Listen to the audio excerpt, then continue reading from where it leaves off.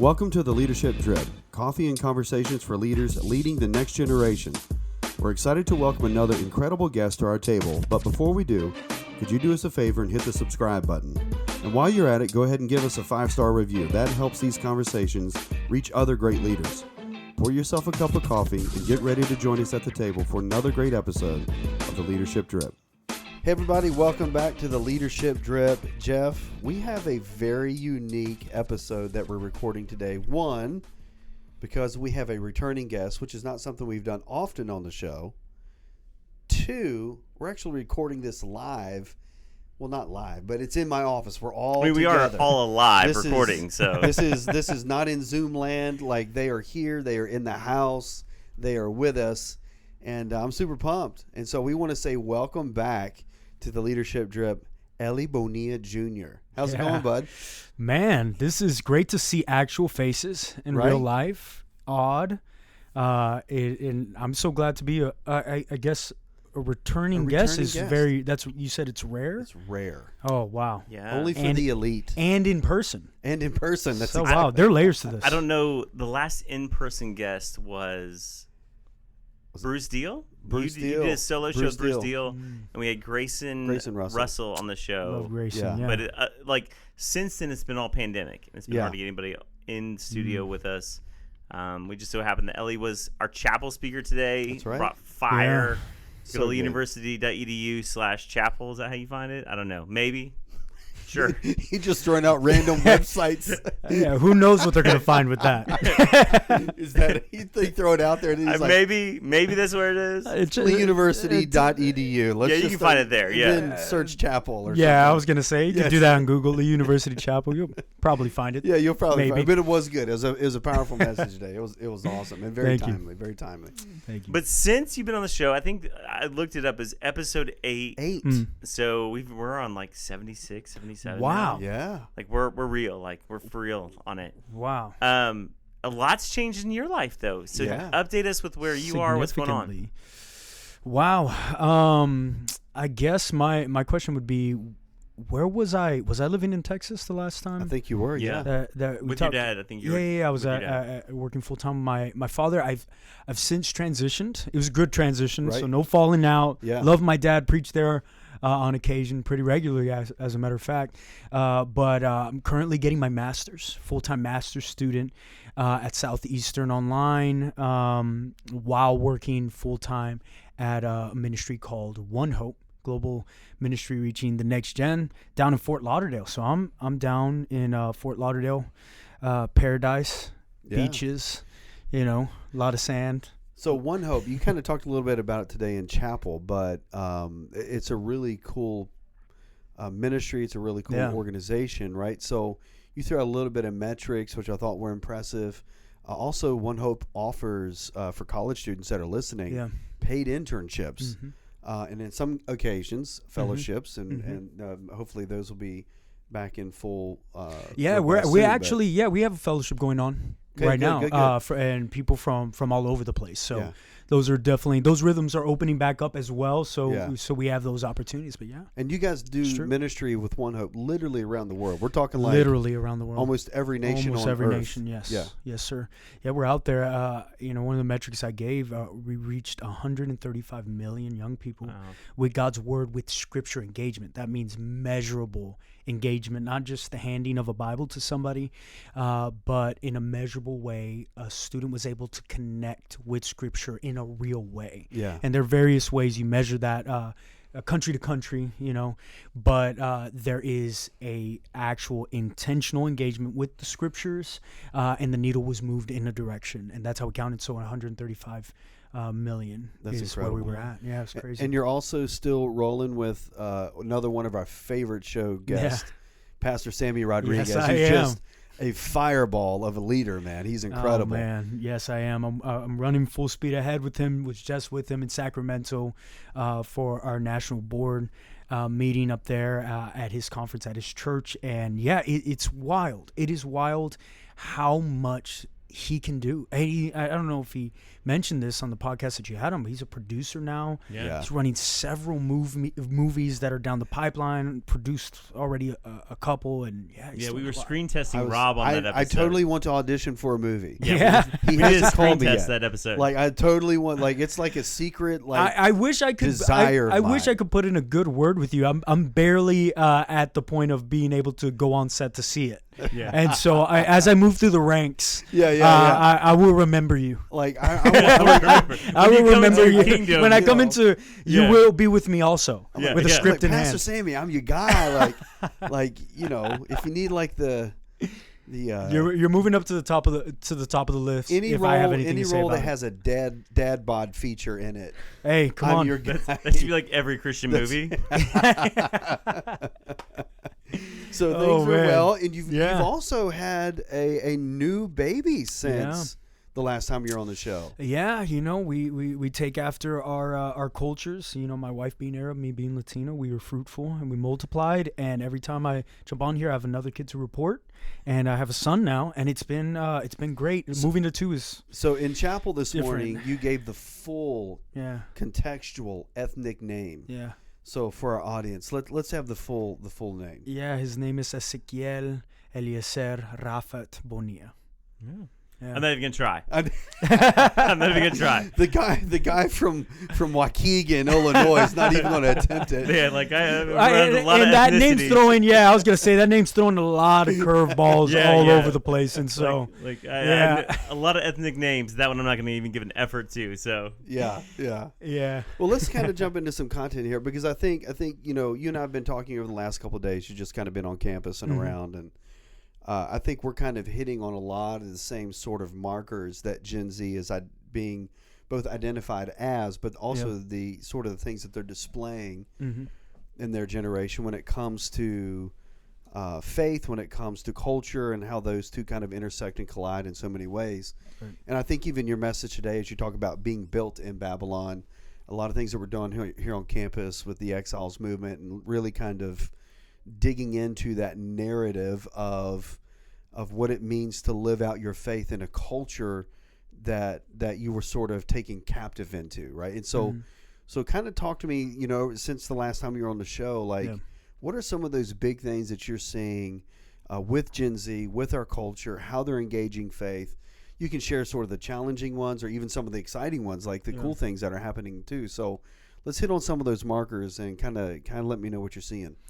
Yeah, I think that there is definitely there's just such a high level of entrepreneurship within Gen Z.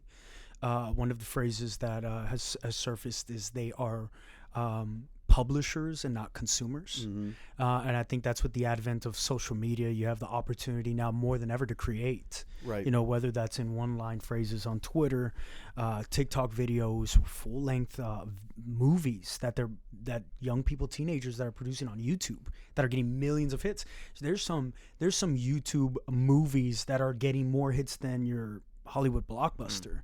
Wow. There's just so much access to creating. And, I think that this generation being what I would say, and I think the term is digital natives, has a lot to do with that. Millennials, for me, and I'm on the younger millennial side, but even for me, I'm about to be 30 in a couple months. But even for us, we had to immigrate into the digital space. I still remember when the iPhone was invented when I was in high school. Like I was already halfway through high school. I was about to get out of high school. And so I didn't have connectivity the way they have connectivity through social media in various ways. And so I think that with this proficiency in the tools to create, you have the hotbed of potential to create things that have never been created before at quantities and scales they've never been created. It's never been feasible. Right. And so I think that to me is one of the more optimistic sides. And I choose to see it on that side because obviously any tool can be used any given way. But, you get in a room with one of these kids and they get inspired. You never know. You could be talking. We used to say things like, oh, maybe the next Billy Graham is sitting in the seats. And the way we've envisioned that is a microphone in their hand and them filling a stadium. You never know, someone in here might catch a fire and take it to social media and get millions of followers. Right. You're talking about the potential impact is staggering. And so that is, I think, one of the primary things I think about is whatever's being deposited in these young people has the possibility to be exponentially grown in this day and age. Yeah. So this deposit that you talk about, and I agree. Rob and I come from Gen X, where I remember the iPhone being created and saying, "Who's going to want an app?" Or at the time you had to pay for every app. Who's going to pay for an app? And now they're all free. But they've revolutionized sort of technology and how we communicate, how we interact, and I think there's great deposits. How are they withdrawing those deposits to make one kingdom impact? Right. And are they going to make that withdrawal? Yeah, no, that I think that's a huge distinction, because I don't believe that anybody is. Well, I'll say it this way, that we have to be more intentional than the world is on discipleship, because all our young people are being discipled now. Discipled by influencers, a lot by a large margin. The good thing is statistics are telling us that still the family has the highest rate of influence with young people. Parents still hold that position, but right up behind them, and especially on things like sexuality, social media is the place, right? And so I think that we have to be intentional where we're sowing our seeds of deposit. We got to go where they are, and we got to deposit in those places. We got to be present. We got to be consistent. I mean, these influencers, for a season, perhaps I'm still there, I don't know. On TikTok, I'm an influencer, and at the time when my TikTok was growing by I still don't understand how, by tens of thousands in followers, I was cranking out 5 to 6 videos a day. That was the daily diet for 3 months straight, 5 to 6 videos a day. And, I'm not saying that the digital space is the only place to do discipleship in this generation, nor do I believe that it is the end all be all with discipleship. But I do question if we want them to be a present good in the places that they're most attached to. Should there be a component of responsibility on us to be also present there, and depositing in those places and being an example of that, and so outside of the traditional means, and that's why I didn't jump into in person, just because I definitely feel like that's a topic to be talked about. We talked with a friend of yours, Jordan Whitmer, probably a couple months ago with Gen Z Today podcast and How to Life and all that, and he's an advocate of TikTok and getting people on TikTok. And I asked him the question. I'm asking you the same question: is there space for guys like Rob and I to be influential, maybe not influencers, but influential as 40-somethings in a TikTok space? Yeah, no, absolutely. I think that there is a longing for wisdom and experience. There's a longing for example.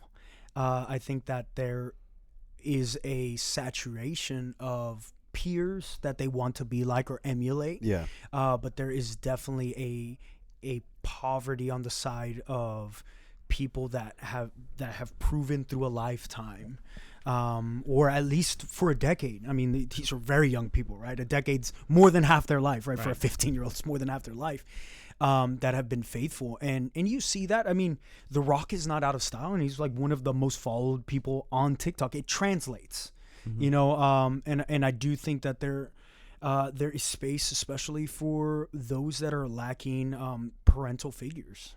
I'm in a stage of life now, being a parent myself, that once I start talking about my life and I'm speaking to Gen Z, I'm speaking ahead of them, but perhaps being the only example of something positive to come out of marriage, to come out of parenting. And so I think it tastes different, it looks different, and that in and of itself does set people apart. And there definitely are people on TikTok that are in their 40s, 50s, 60s that are making waves for sure. So here's sort of maybe a philosophical, unanswerable question, but I think as we kind of think through all of these different mediums, and let's just keep it in the vein of social media in general, but these platforms are typically built for bursts of content. Right. Not long sustained. For example, this podcast, even though we're still intentionally, purposely choosing to do a long form podcast, it's not necessarily the most preferred methodology, right? So everything is built around bursts. Right. Quick videos, quick content, Twitter handles, whatever. How do we take those quick bursts of content and information that is influential and inspirational and helpful a lot of occasions and translate that into deeper level conversations? How do we move someone who catches our content from afar? How do we get them connected, or can we get them connected? Like, is it just left up to them to then figure out? Like, you see what I'm saying? How do we build the bridge between those short bursts of content and deeper, longer, more intentional conversations about discipleship, about faith, about parenting, or about whatever? Like that seems to be like there's a big disconnect there.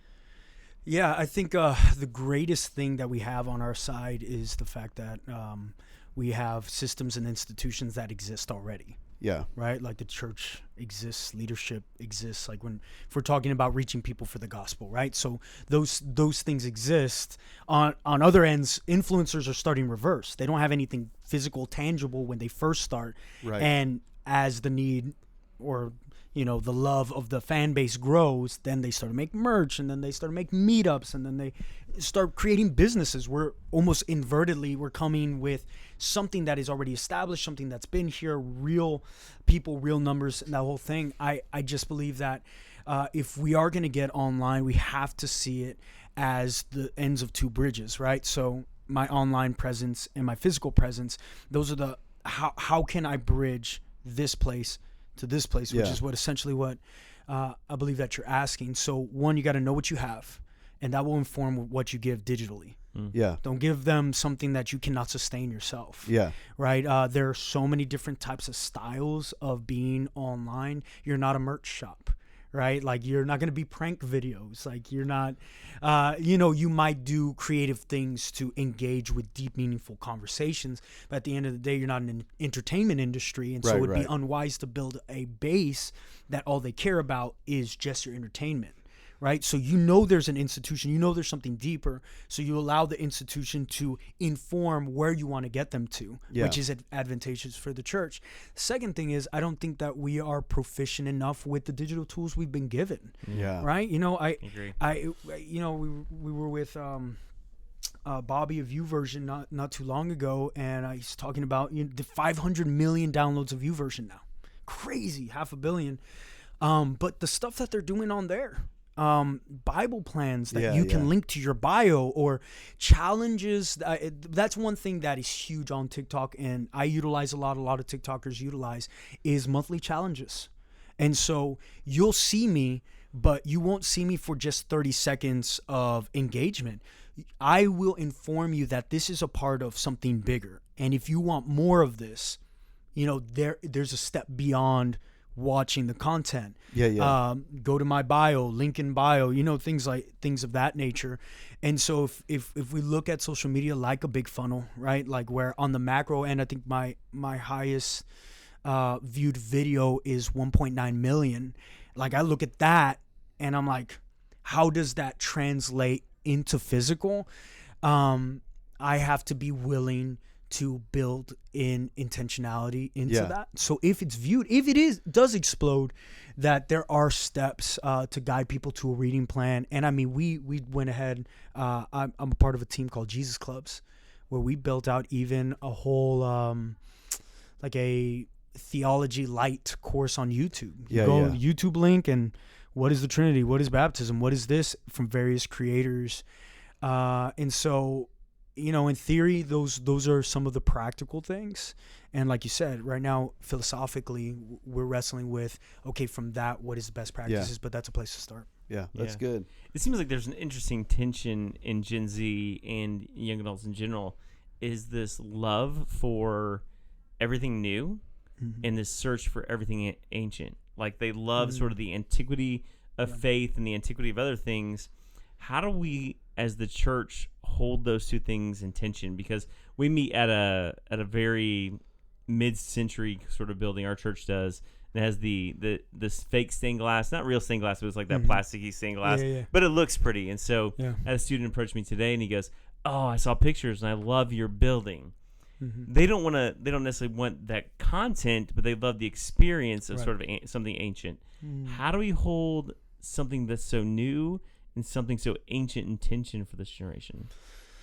Yeah, I think that's so interesting. And I think that even is probably the catalyst of a lot of deconstruction going on, because they want to get back to, okay, what is this really? At its core, when it started, right? And I think that's a part of the going back that a lot of them are experiencing. It's what is the purest form of this, right? And I do think that in terms of style and trends, I think that those do have its place. But I think the question Gen Z is asking right now is, what is the real version of this? And oftentimes it's an investigation of what came before what is now. And so it's, the cathedrals, it's the stained glass, it's, the church fathers. And the great thing is, like, church has such an interesting history and so many great things, that God has done through the ages of the church. And man, I mean, I don't know someone doing this. Surely it exists, because the internet, there's a lot of people and a lot of Christians in the world. But I think that would be a very interesting thing to break down for this generation, to understand church history a little bit. Bring them back into the, right. One of the misconceptions here in America is that Christianity is a white man religion. And I'm grateful there are several people that have refuted it with evidence called church history. Geographically, where it went. How it burst from Philip into Ethiopia. One of the oldest churches in the world is Africa. I do think that that sense that they're having right now is that whole deconstruct back to the purest form of it. And I think that we also have to be willing to see what are the layers that we're stacking on this that are non-essentials that maybe be bogging down the process. I believe that is an interesting tension, but I do think that the attractional model is still so popular that we still don't know. Right. We still don't know if it doesn't work because we still have the power in a sense, populace wise. But if I could say that, I think it's the spirit of what is the purest form of this and what's the real version of this. And it is looking back at how has this lasted forever through all sorts of world events. Yeah. I think one of the cool things, too, is that one of the things that we're seeing, we've already kind of talked about, before the show in different places, is these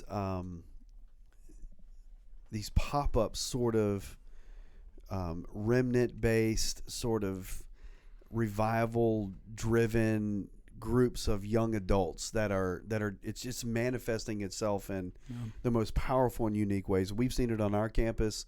You've been to a couple of different college campuses and you've spoken in their chapels, and you've talked about seeing the same thing happening at ORU, same thing happening at Southeastern, same thing happening at Lee.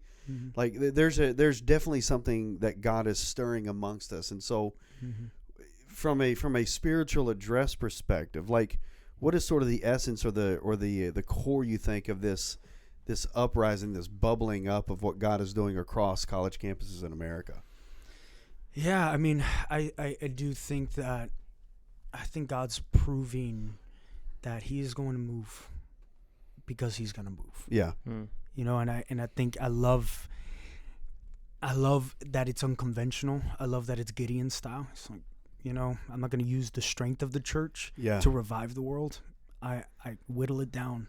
I'm going to find the people that are hiding out. I'm going to find the people that are, in places that you least expected. And, I think that this generation, in part because of their curiosity of spirituality, because as long as humanity exists, there will be the unexplainable in terms of natural, and so there's this investigation of the spiritual. And I feel like a part of that is, if you seek God, you'll find Him, and maybe it's the few that are intentionally and honestly seeking and are finding Him, and it is burning them on the inside just to get out. And I think a lot of the apathy perhaps in Gen Z in the church right now comes from thinking that they found what they need. And because we told them that this is what they need, right? Like the church, in terms of the service, that's all you need, right? The programming, you know, that these, but it's so much deeper and wider than that. And I think that there are students that are like, hey, that's fine, that's cool, we'll engage with that, but we definitely want to see something else. And I think God is about to reveal to them, like what He did with Samuel near the ark, where they're not able to discern clearly that it's the Lord, but there are those that are from other generations that can discern that they're hearing God's voice, and encouraging them to continue to pursue Him, that they may hear the message clearly.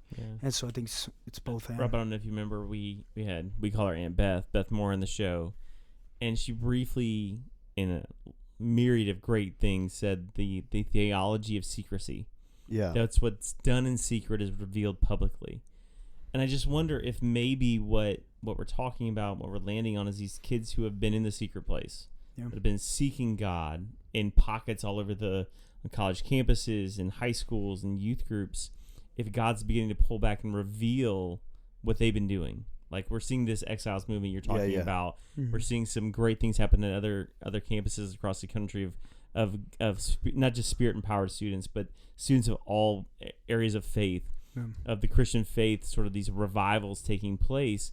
I wonder if it's just that they've been in secret long enough that God said it's time to reveal that. I don't have any evidence of that, but I'm just wondering if maybe we're in that season of this generation sort of stepping into their Gideon moment. Well, you know, and a little bit of for the listener doesn't know, I spoke on Shadrach, Meshach, and Abednego in chapel, and Shadrach, Meshach, and Abednego weren't noticeable really until it was time to bow. And I think, man, we're really taking some hits culturally with things that are not congruent with our Christian faith. And so I think the difference is becoming more noticeable. For sure. You're starting to see the remnant come out, because they are truly indeed the remnant. They're the ones that are diving into, a level of non-compromise that is not popular, for sure, that may cost them their lives, their reputation, the clout, the acceptance, the whole thing. But that's a part of the revival that God wants to bring, and that's really what turned a nation. I mean, they had Nebuchadnezzar on his feet, claiming that the true God was their God, and so I think that as this remnant in private, right? Just like when they were eating, not from the king's table, but they were eating what was kosher, right?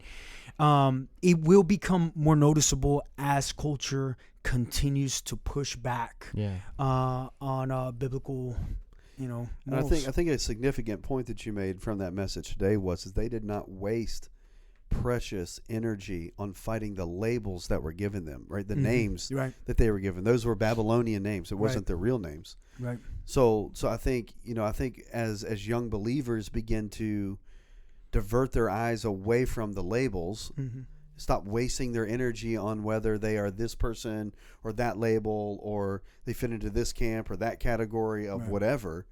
When they begin to turn their eyes away from those labels and really focus their eyes on their identity and understanding who they are and why they are in this culture, right? I think that's where the shift really begins to happen, and it was everything that led up to the fiery furnace that made the fiery furnace possible, right? So all the small decisions they made, all the little things that they did on the daily basis of underscoring who they were and why they were, right? That's what made the difference. And so I guess, as we older kind of coach the next generation, and as the next generation encourages themselves and they seek to honor God with their lives. I think it's important to note and to understand, like you said, that we cannot waste our energy and our time on these cultural identities and labels that the enemy wants to give us, because he understands their futility. Right. He understands that those are things that are distractions. Yeah. Not destinations, and not even destinies. Yeah. Right. What I think is so interesting about this generation is they're so for one another. Like, they cheer each other on so well, and they support one another so well. Right. And I think they've moved off the tribalism that like we had. Like we had denominational labels, or we had this camp we were in, and that camp. They are some of the most kingdom-minded kids I've ever been around. Right. Like, if you're a believer, you're one of us. And it's all of us. Yeah. You know, there's not as many dividing lines as maybe we had in the early 2000s or the 90s when we experienced church. Like, they have this real sort of understanding, maybe not even understanding, but just acceptance of what kingdom of God is. Like, if you're part of us, you're part of us. We're going to love you and accept you if you call on the name of Christ. And I think that's one of the major distinctions I've seen is, like, they are just adoptive of one another. Like, and we've seen that immensely across the board. Which is pushing all the buttons on the on the systems and the structures that we love to maintain, right?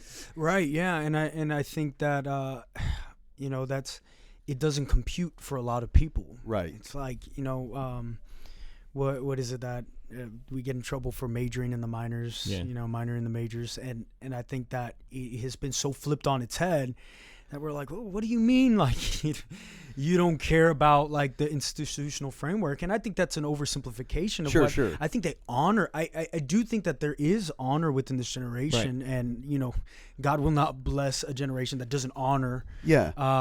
But I do believe that there is a new revelation for the times they're in.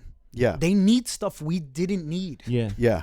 They need a type of wisdom we didn't need. We could not even comprehend what is happening right now. Mm-hmm. It wasn't even a thought that technology, civilization would move the way that it's moving right now. The interconnectivity, exactly that, right? Like, how is God going to counteract the fact that the world is globalizing? Well, with a unified church. Yeah. We need to be more interconnected than ever. And the world is mobilizing in terms of ideologies and culture quicker than we could ever imagine on all sorts of fronts. I mean, we were talking with our counterparts in Latin America for One Hope and other groups, and how quickly the secularization of their young people, even though Latin America is so spiritual, just how much these ideologies through globalization and social media is moving.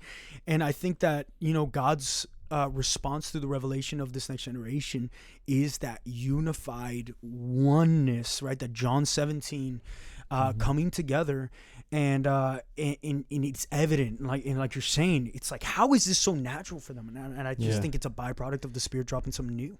It's a distillation of the necessary, right? I mean, it's the refining process of what's critical and essential, and it's not saying that other things or those mechanisms are wrong or bad, right, or not even important. It's just not the starting point, right? Right, and so I think back to your comment, Jeff, about the tribes. We typically started with a tribe, and then worked our way through that tribe, right? Right. And I think one of the cool things about this generation, about Gen Z, is they're not starting with the tribe; they're starting with the essentials, and they're working their way, forward from there. Right? You understand what I'm saying?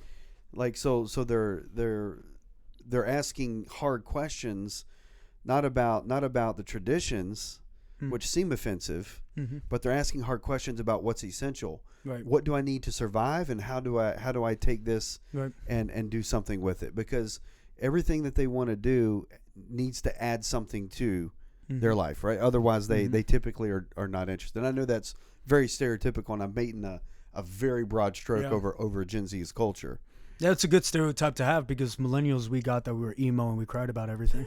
So I'd take that. I'll take that stereotype. You got black fingernails right now. We never, you know what? We never got a redemption arc. We just died the villains. Right. Like, hey, everyone moved on, and it's fine. I know extras, you guys can feel me on that. I was gonna say, you guys didn't get. boomers, the hard work. Like there are certain levels on certain. I think Xers and millennials. We kind of got the okay. This is lower end of the stereotypes. This is a great part in the show. Okay, because I know you're going to get off on this. Go for it. This is a great part in the show to talk about generations and their superhero identities. Oh. Okay. Wow. Okay. Wow. So Gen Xers, I mine, feel Jeff's like you generation. really thought this through. What's our superhero identity?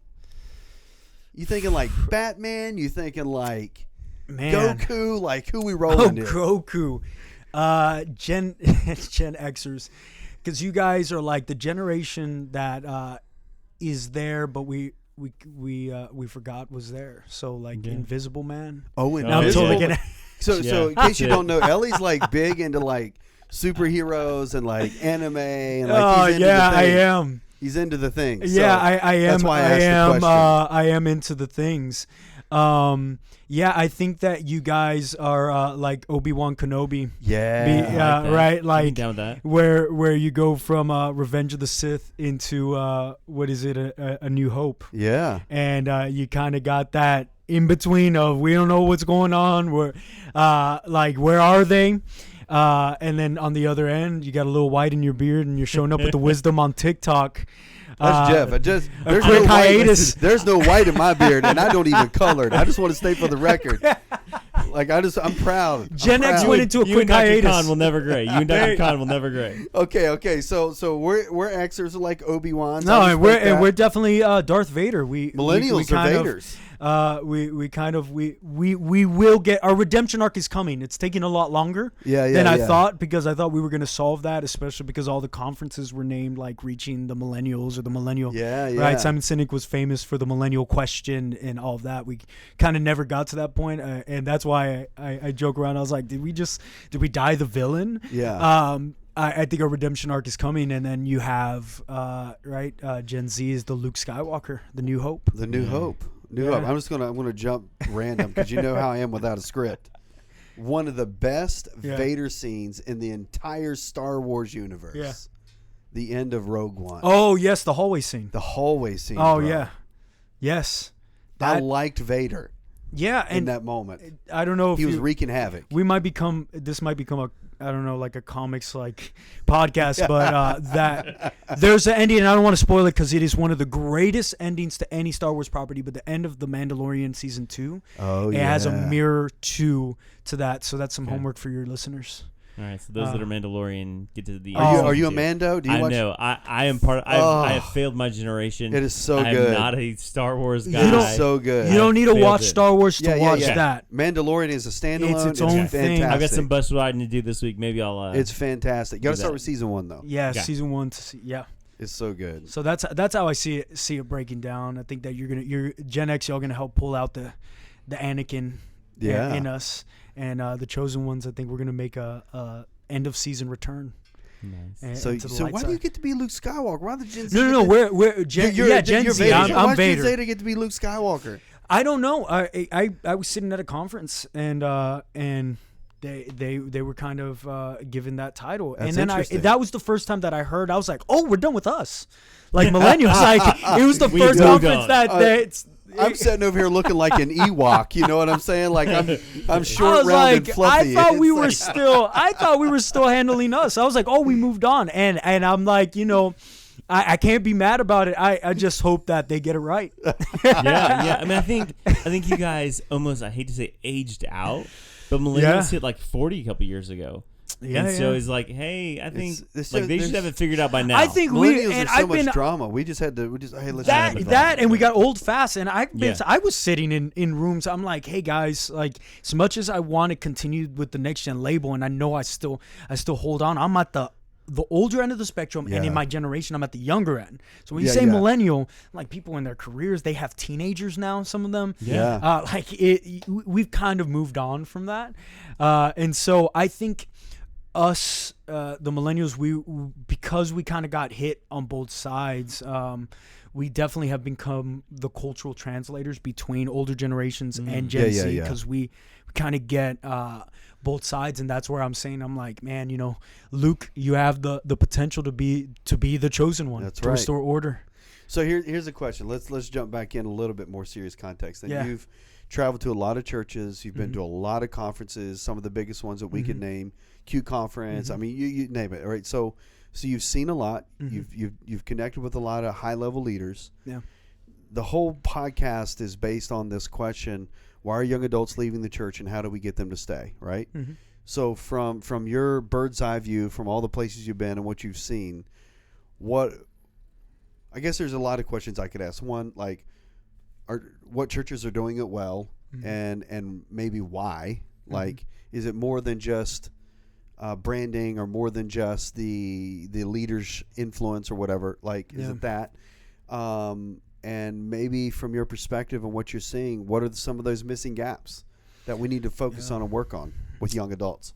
Yeah, that's such a good question. If I gave you the perfect answer, we'd have to monetize this. We'd have to sell it. Well, that's I mean, we started writing a book, and that epically failed. Yeah. Hey, well, it didn't fail because we never started. Yeah, that's true. What we realized is we have an outline that never went anywhere. We didn't know anything. Is what we realized. Like, okay, we can't answer these questions. Like, we got to talk to young people. You're right on track. Most people that end up writing the book, it's just. They put words down, and who knows if it means something, right? I think that here's a book that I will say is one that has blessed me, and it's a pastor. His name is Seo Hao out of Singapore.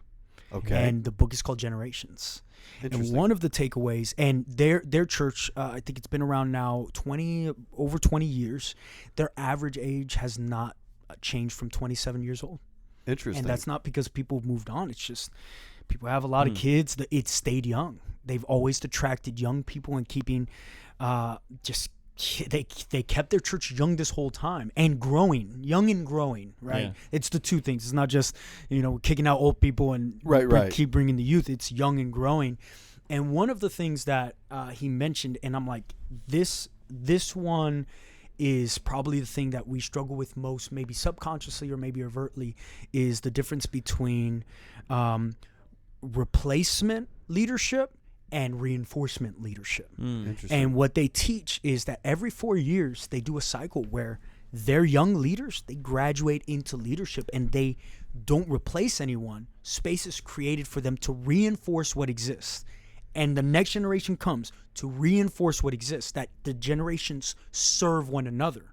I'm not here to replace you. I'm here to reinforce what you're doing. I'm here to bring the energy, right? I'm here to bring the passion. I'm here to bring what I can bring as my generation. Yeah.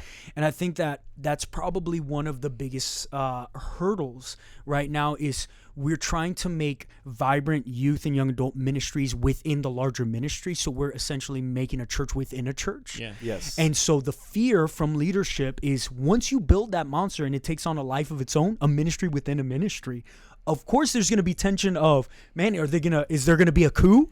Yeah. Like they raised up enough leaders to lead out a church. And so what you end up seeing is perhaps the launching of just the younger version of the church, or you see active tensions in leadership where, people are trying to make moves up into the space. And I think that the biblical model for next gen ministry is intergenerational ministry. Absolutely. It is the heart of the fathers to the sons, the hearts of the sons to the fathers. That in that book, Generations, there's a lot spoken about that. I'm telling you, they're one of the best churches to do it this way globally. And I think a lot of the global church does look to them, is that they don't just train young people in their next-gen ministry to care about other young people, but they train their young people to care about the church at large. And the biggest hurdle of that, well, one of the biggest hurdles, in my opinion, that prevents that from happening in a healthy, scalable way, whatever the church is. Because it doesn't matter if you run 12,000, if you run 12. Right. Reinforcement and replacement are still the same reality conversations, right? So, but one of the biggest impediments to that is this leadership insecurity from senior leaders, right? So it sounds like I'm bashing a little bit, and that's not what I'm saying. It's just all of these are identity formation questions. Right, absolutely. And being comfortable and content in the respect that God has called you to be who He's called you to be, where He's called you to be.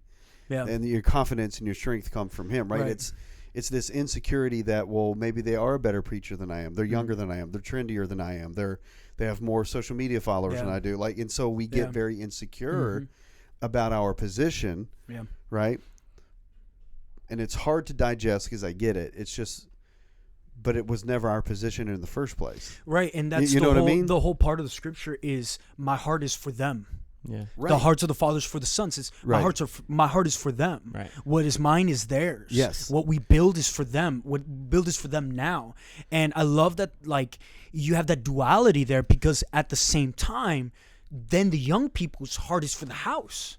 The heart is to serve here. So when you have those two components interacting with one another, that is the church that I believe that God is trying to birth in the earth. It's literally the church that never loses out in wisdom and never loses out in energy, because everyone is viable, everyone is leading out. And as you're saying, the position that I have been given is a position of service, and it's of service unto the generations to come, because I serve at a capacity for a church that should exist after I'm gone. Yeah.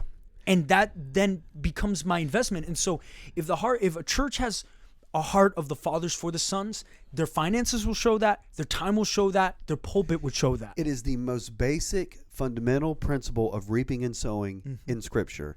There you go. The investment into the next generation, the relationships, the influence, the wisdom.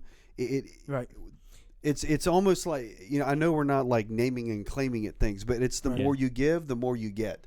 When in that particular context, you can't what you're give away saying, enough influence. That's discipleship, and that's that's been the biggest issue with people trying to find leaders and poaching leaders from other churches and having to fly a bunch of people out, and that's what Pastor Howe would say in his book. He's like, all of our leadership was homegrown. It's all our kids and our grandkids, and I think that's a healthy form of church. I think it's a more biblical form of church. Yeah. And I think what we guard against, because this is what we see a lot of, is that you just create another silo for those students, whether they be youth students or young adults. Right. We go, so we want to reach them, so we're going to create this little box that they fit in on a separate night at a separate time, and they're not part of the house. Right. Like, and so we have this event for them, essentially, their own worship service, their own pastor, but it's not feeding back to the house, and they're not leading in that house, nor is there space for them to raise up into leaders. And here's hot take. Okay.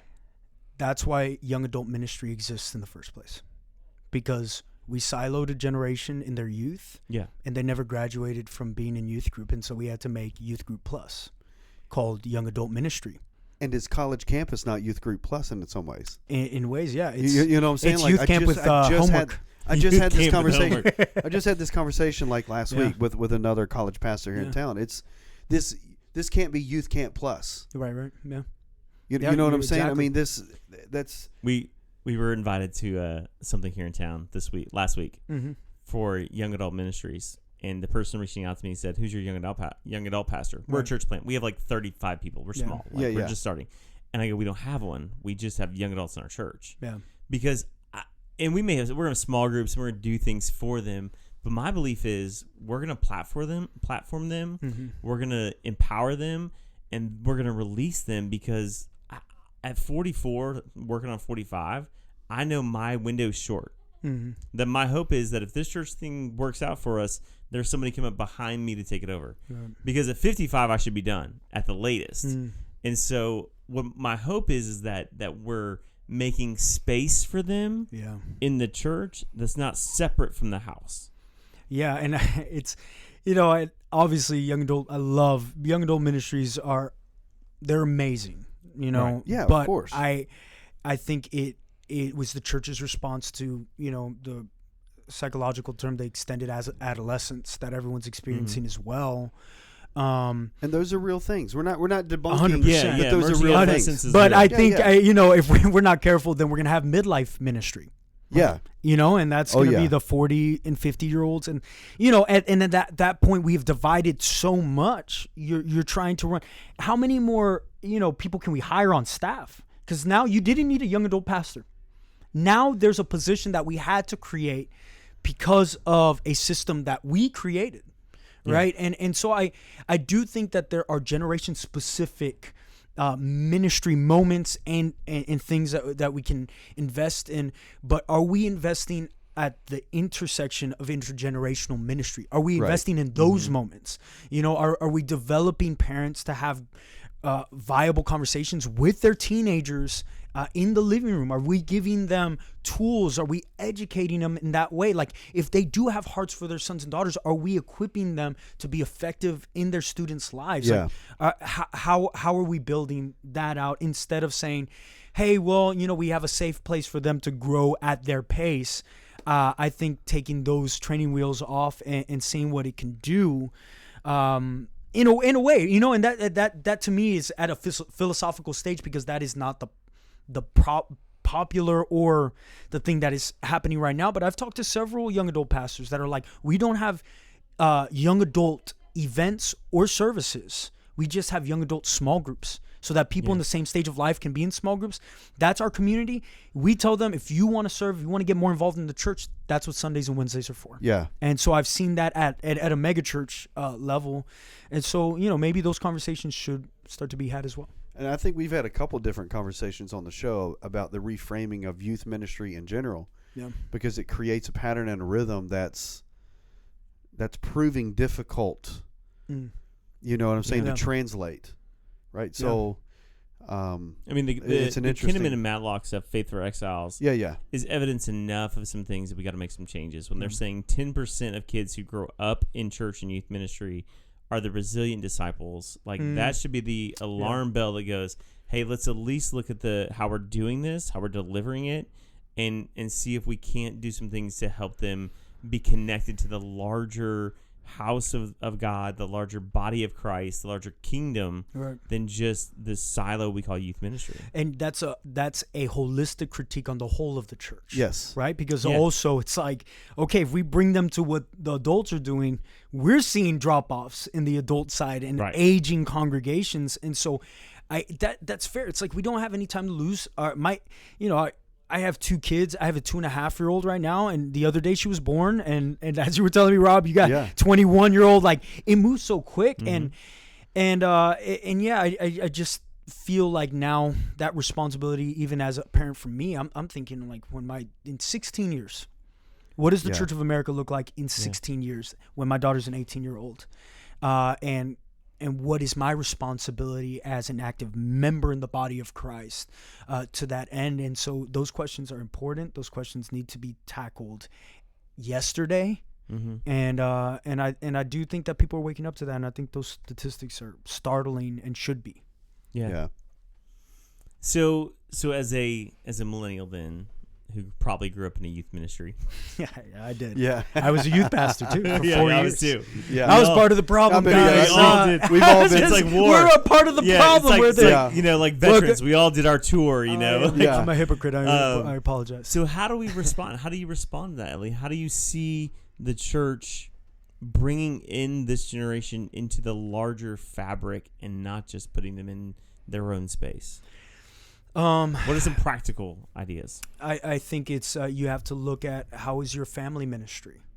You know, how are you talking about the family in church? Yeah. How are you equipping the fathers and the mothers? Yeah.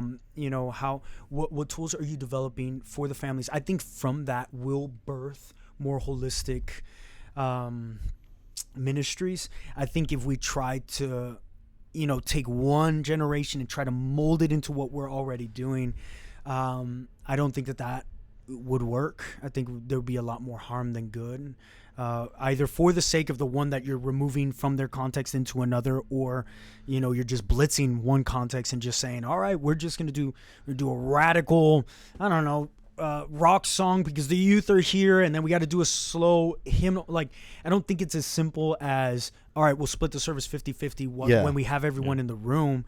I really do believe that it is the strategy of how are we equipping living room conversations with the family. And if you've noticed, man, the zeitgeist and culture of the moment is to attack the nuclear family, the biblical family. That's what it is. That's what everyone's struggling with right now. And that to me, my question to the Vibrant Ministries, or to any ministry in general, should be, you know, how are the families of your church doing? Not even how young is your church? Yeah. It's like, how are your families doing? Because your church can be young. There were young churches back in the early 2000s that are very old churches right now, because 20 years have now passed. Yes. Right? And they were young and they were hip, and now they're not young and hip because they didn't tackle family. They just tackled the generation, kept that generation, did their generational thing. And so I would say that the beginning practical strategy is really taking a deep dive on the terminology my father uses, a family altar, a devotional time. How intentional are your families in your church with 15 minutes at home of, if it's the father, if it's the mother, if it's the grandparent, whoever is the guardian in the home, even if it's the student, that is there intentional spiritual time happening in the homes? If that is not happening, then it is a hard sell on saying, okay, we'll take this part of ministry and use that to influence the whole. I don't think that we have that luxury anymore. I think that those camps we've siloed for way too long. I think the best place to look is where statistics are telling us influence is coming. Kids are still listening to their parents, and they're still getting most of their values from the home. And if their parents are going to church, listening to a service, and it's not having any impact on the home, the kids are learning that, and the steep decline and drop off may be a part of, we haven't equipped the households to. Yeah, it'd be interesting the numbers that come out in the following years, because we had really a year and a half in some spots where we weren't attending church and we were going online. Yeah. And what we found out with that is parents were watching and kids were not participating. Yeah. So we lost a year of discipleship and Christian education and influence. So it'll really be interesting to see what kind of statistics, not to boil it down to that or to make it sort of numb, but what comes out of that year and a half of online watching from our couch when we weren't able to gather, especially with the family. I don't know. I don't have a prediction on that. I'm guessing it probably isn't good. Yeah. And I think so. Here's a positive. So you take parents like my age and Jeff's age, right? I have a son that's 23 and a son that's 21. And I think a lot of parents my age are realizing now, hey, we really missed it in a couple areas. You know, we were so dependent on the youth ministry. We were so dependent on the children's ministry. We were so dependent upon, and not in a negative sense. We weren't absent parents. It's just, you know, you kind of default to the rhythms. Yeah, that was where spiritual formation happened. Spiritual formation. It's like you let the church kind of, you know, lead your kids in that area, and because the kids want to go there, they have more fun or whatever. Yeah. But I think, you know, especially for me, even though I'm a pastor, and my kids are PKs, and you know, we did all the things. They were at church every Sunday. They did it all. Yeah. I'm really even realizing now that there are conversations well beyond that I should have been having. Yeah. And so as a father, and I probably speak for a lot of parents and a lot of leaders my age, you know, just because you're realizing now that you could have or should have or maybe just completely were negligent with the home conversations, it's still not too late. Right. Yeah. It's still not. It's not too late. Right.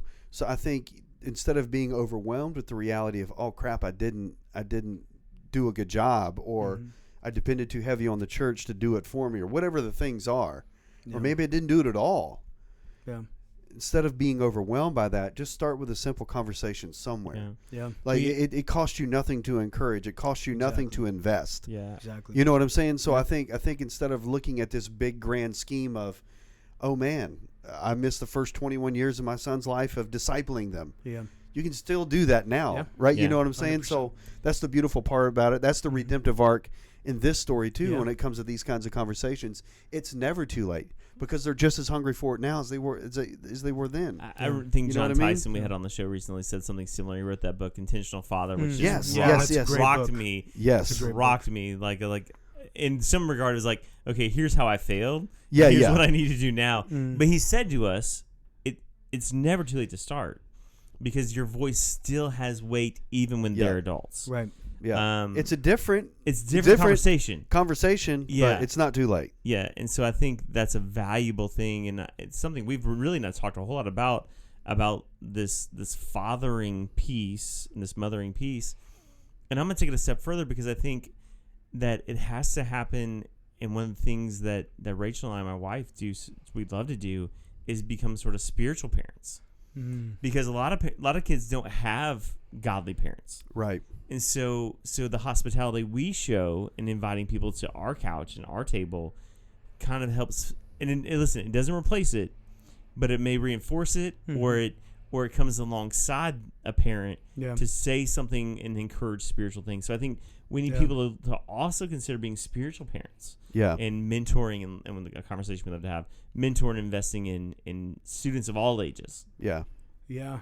And that's a part of, the Christian tradition it's an oral tradition. It's just passed down from family to family.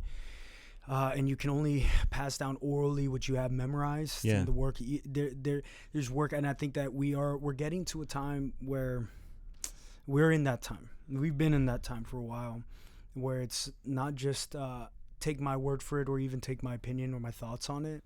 The Word of God, and parents being the priests of the home. Yeah.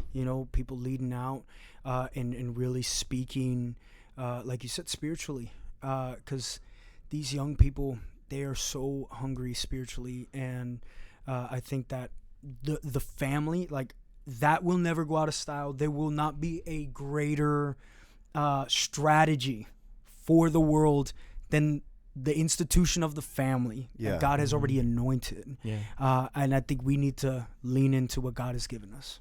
So good. That's good. Okay.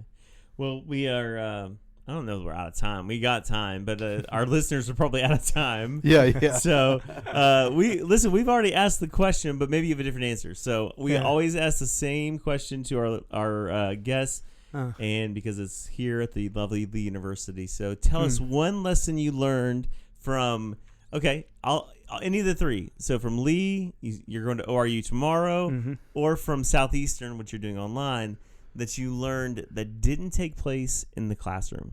I just shouted out 3 Christian colleges. You did. Way to go, me. Oh, man. Get those scholarships, son. Yeah. I'm nervous. I'm like, what did I say last time? Nobody's gonna remember. That was episode 8. It's been a while. I don't know how to get. I got married. I met my wife outside of the classroom. No, seriously. Let's see. I think that the greatest lesson. I'm gonna give one that leaked into Lee. I think ORU and Lee were kind of. I learned this lesson at both places. The head of chaplaincy. And it goes in line with a little bit of what we're talking about. The head of chaplaincy, I was on the fence of coming to Lee or not. And one of the signs that I asked of the Lord, I was like, you know what? If I was going to be a chaplain, I was like, that's going to give me finances to stay here at ORU. And I'm like, I'm on the fence. And like, I don't have money, but this would help. And if not, I'll seriously consider coming to Lee. And one thing that the head of chaplaincy said, he said, when I sat down for my interview, I told him my background, that I did so much work with my dad in his church and whatever. And he saw me and he says, you know what, every so often I'll sit in a room with somebody that wants to be a chaplain that comes from a very spiritually busy background. And you know what, I really feel like the Lord is telling me that your identity is not what you do for him. Your identity is in who he is, and I think that I'd be doing you a disservice letting you join chaplaincy here. And I remember, I was like, I guess that's my sign, right? Like, end up at Lee, and when I got to Lee for the first year, and this is for all the religion majors, perhaps, that are listening to this, or, people that are in ministry, I consider it God's grace if he gives you an opportunity to disconnect from ministry. Yeah. And I think that outside of the classroom and just having times of receiving, the prayer groups on campus, I don't know, the Lord knew I needed to get around those guys that were just such a life-giving group to me. And so what I can say is, and I may have said this the first time, is, getting plugged in with the church and doing that. And I believe that is true. But if the Lord is teaching you that it's about what he's done more than what you do, that, it's about abiding in him, I think that was one of the greatest lessons for the 2 years from ORU to the first year here at Lee, that I took, and to this day, I remember that like if it was yesterday that he told me that, and it just broke my mind because I had always tried to do my best because I was carrying the legacy of my father, my grandfather, and my great-grandfather. And so that's beautiful. People, if you need to take a break, it is spiritual. If you're a student right now, find times to just find a prayer group, pray with them, just hang out with the Holy Spirit. And make that where you get your passion and your fervor. Yeah, that's awesome. That's a great answer. Ellie, man, we love you here at Lee. You know that. We love having you on the show. You already know that. And we know that God has some great things ahead for you in the future. And I'm not saying that in just the peripheral Christianese sense. You're working on some stuff, and we're excited about what God is going to be doing. And hopefully some point soon in the future we can help you celebrate some of those things, but we're so excited for you. Thank you. And man, it's just been a joy to have you on the show. Loving having you around, and it's great to have him in person. Great to have him in person. In the same room. Hey, it's great to visit Cleveland. And you survived the Yik Yak on. I did. Hey, shout out to everyone that was on Yik Yak while I shared. You guys were too nice. Thank you. Yeah. Awesome. Hey, man, thanks for being on the show again. Loved having you. And as we always say, hit the leadership drip. You got a seat at the table, bro. Thanks for coming on. Appreciate you guys. Thanks for listening to this episode of the Leadership Drip. If something from this episode helped you lead better, then share it on your social media and tag us. If we see it, we may share it to our channels. We appreciate you taking time to join us. And remember, you always have a seat at the table.